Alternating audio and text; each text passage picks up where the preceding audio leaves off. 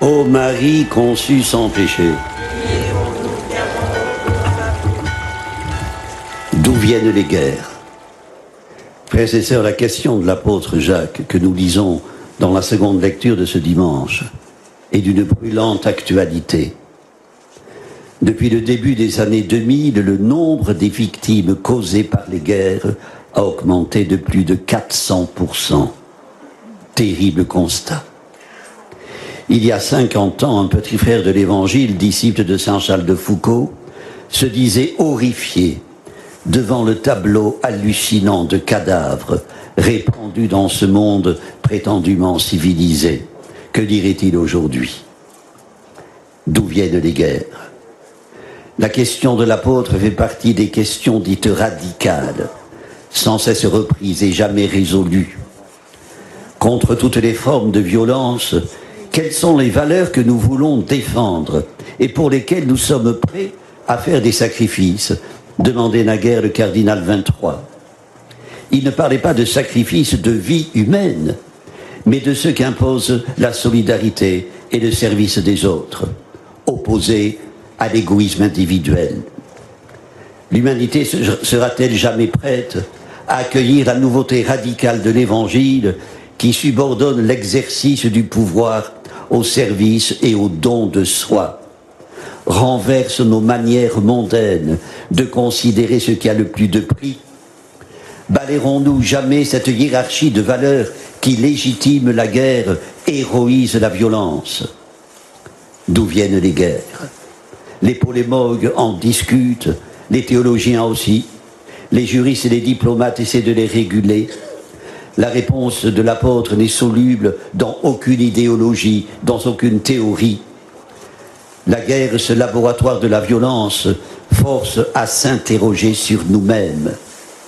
Les conflits, dit saint Jacques, ont pour origine les diverses libidos qui se combinent en chacun de nous. Rêves de puissance et de gloire qui nous habitent et nous dévorent. Telle la jalousie, cette carie pour les os, comme on lit dans le livre des Proverbes. Elle pousse au meurtre, selon le pape François. Elle est active dès le début de l'histoire humaine. Caïn tue Abel, Ismaël est chassé au profit d'Isaac, Jacob fuit devant la colère de son frère Ésaü. Tout se passe comme si la vie de l'un des deux frères ne pouvait se bâtir que par l'élimination de l'autre. La jalousie divise, elle est diabolique. Saint Jacques détaille vigoureusement les deux options qui s'offrent à chacun de nous. La première conduit à regarder avidement ce que possèdent les autres et que nous ne possédons pas nous-mêmes. La seconde est le fruit de la sagesse qui nous dit « Contente-toi de ce que tu as, ne te laisse pas enjôler par le serpent de l'Éden ».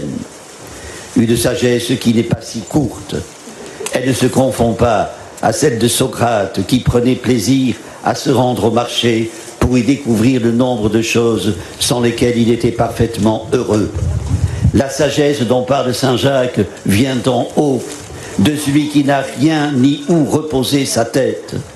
Jésus, modèle, invite à un constant dépassement de soi, à prendre un chemin de perfection. Si quelqu'un veut être le premier, qu'il soit le dernier de tous et le serviteur de tous. Jésus s'adresse aux 12, incapables de comprendre l'annonce de son destin. Voyez comme ils discutent entre eux de préséance et de partage du pouvoir. Persuadés de l'inauguration prochaine du règne de Dieu, ils posent dès maintenant leur candidature au poste de première responsabilité. La scène est tragicomique. Ils sont tout confus et honteux. Quand Jésus leur demande « De quoi discutiez-vous en chemin ?» Quel abîme entre eux et lui, entre l'itinéraire du maître et les désirs des disciples. Frères et sœurs, se faire le dernier de tous et le serviteur de tous est un abaissement salutaire, ce n'est pas un anéantissement. C'est le meilleur contre-pied aux intentions et actions malfaisantes que dénonce l'apôtre, celles qui naissent des mauvais désirs qui sont en nous. Frères et sœurs, comprendre le mystère de la foi est difficile. Ceux qui aspirent aux honneurs, qui paradent, se condamnent à ne jamais le comprendre. qu'une volonté de domination, la hantise de la vaine gloire, obnubile les compagnons de Jésus, prouve que personne n'est à l'abri de ces chimères. Ceci rappelé, la mission de service qui nous est confiée ne consiste point à pointer des responsables ou des fauteurs de troubles chez les autres, à faire la chasse aux boucs émissaires. D'ailleurs, de quel droit le ferions-nous?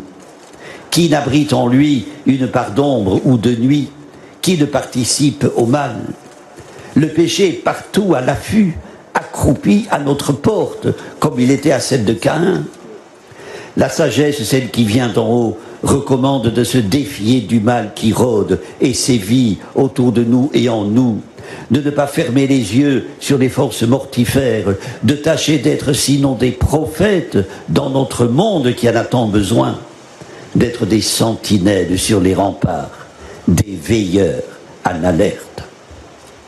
Albert Camus prête à Tarrou, un personnage de La Peste, cette déclaration.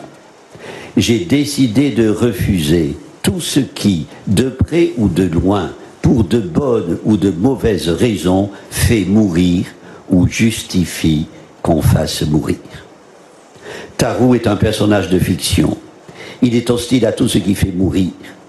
Sa décision, toute littéraire qu'elle soit, fait écho à la protestation de Pierre, apprenant de la bouche de Jésus sa passion prochaine. Deux réactions, l'une méditée, l'autre spontanée, véhémente. Deux humanités qui se télescopent. Pierre et Tarrou font face à l'insupportable.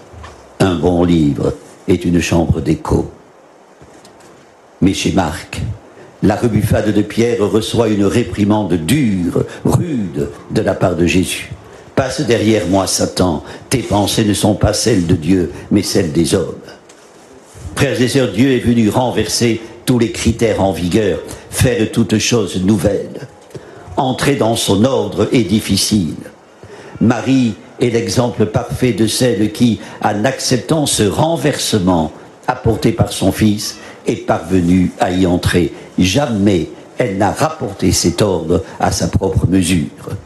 Prions-la aujourd'hui de nous aider à poser sur le monde déchiré par les guerres, sur nous-mêmes d'où elles naissent, le regard de celui qui s'est fait le dernier de tous, le serviteur de tous. Amen.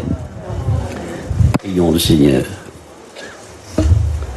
Dieu notre Père, mets en nous un cœur d'enfant pour accueillir le royaume que tu donnes aux faibles et aux petits, aux indigents et aux pécheurs. Par la grâce de Jésus, ton serviteur, fais-nous partager la gloire des sauvés pour les siècles des siècles. Le Seigneur soit avec vous.